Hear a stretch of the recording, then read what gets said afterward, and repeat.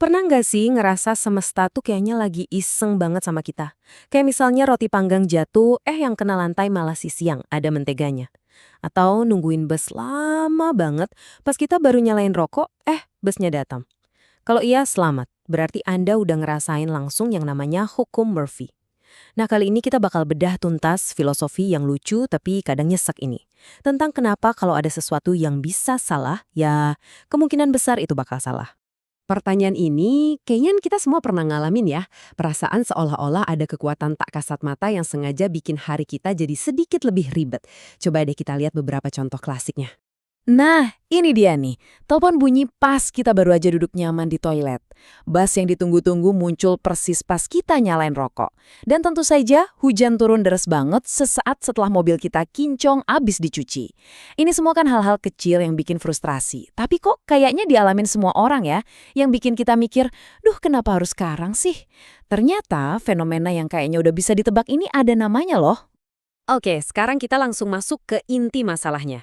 Yuk kita kenalan sama hukum fundamental yang jadi biang keladi di balik semua kekacauan kecil yang sebenarnya udah bisa kita prediksi ini. Dan inilah dia, hukum Murphy. Simple banget kan? Jika sesuatu bisa salah, maka itu akan salah. Sebuah kalimat yang singkat, elegan, dan pesimisnya luar biasa. Poin utamanya di sini itu bukan lagi soal kemungkinan, tapi soal kepastian. Jadi ini bukan lagi soal kayaknya bisa salah, tapi lebih ke kalau ada celah sekecil apapun buat salah, ya udah, kesalahan itu pada akhirnya bahkan kejadian juga.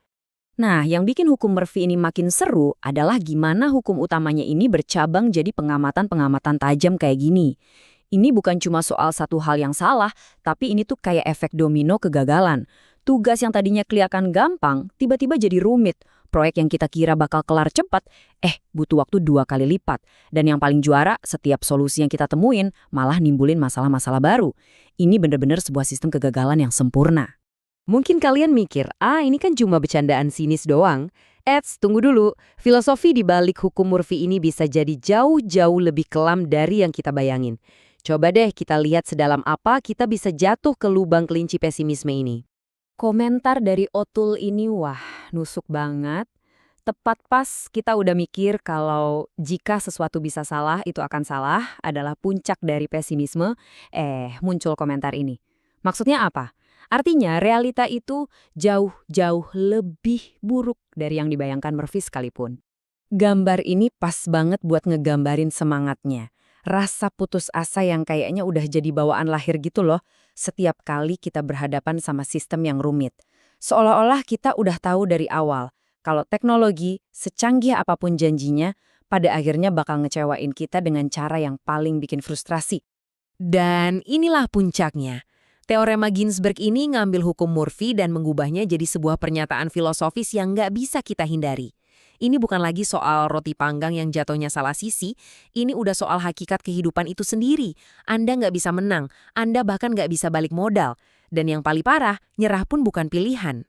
Cara ngelihatnya ini jenius banget sih. Jadi, bisa dibilang, kalau sistem-sistem kepercayaan terbesar di dunia ini sebenarnya adalah upaya buat menyangkal salah satu dari 3 kebenaran pahit teorema Ginsberg.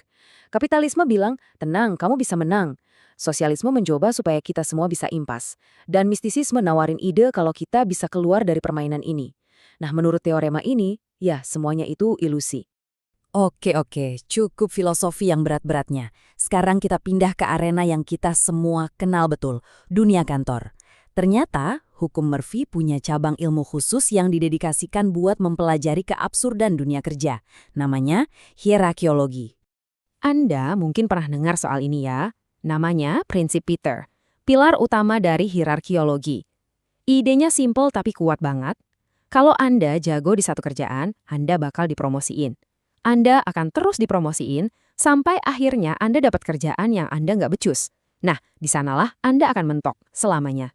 Jadi, disinilah letak paradoksnya. Kalau semua orang pada akhirnya sampai di level di mana mereka nggak kompeten, terus siapa dong yang ngerjain semua kerjaan? Nah, menurut prinsip Peter, jawabannya ada di poin kedua. Kerjaan itu ternyata diselesaikan oleh orang-orang yang belum dipromosikan ke posisi di mana mereka jadi nggak berguna.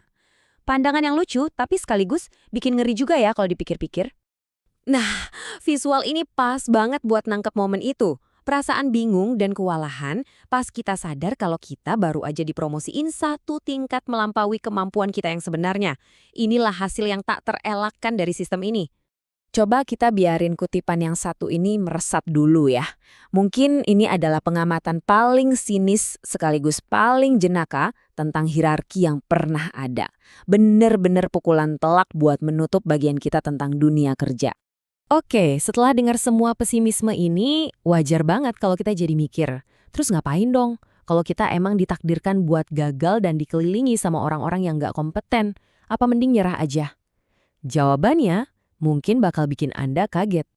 Dan ini pertanyaan yang bagus banget. Dengar kalau kita nggak bisa menang, kantor kita isinya orang nggak kompeten, dan roti panggang kita bakal selalu jatuh di sisi yang salah, semua itu kedengarannya emang bikin depresi. Tapi bukan itu poin utamanya. Nah, ini dia kuncinya. Tujuan hukum Murphy itu bukan buat bikin kita putus asa, tapi buat ngasih kita sesuatu yang oleh penulisnya disebut kelegaan karmik. Ini adalah kenyamanan saat kita tahu kalau kita itu nggak sendirian. Semua orang juga ngalamin frustrasi yang sama.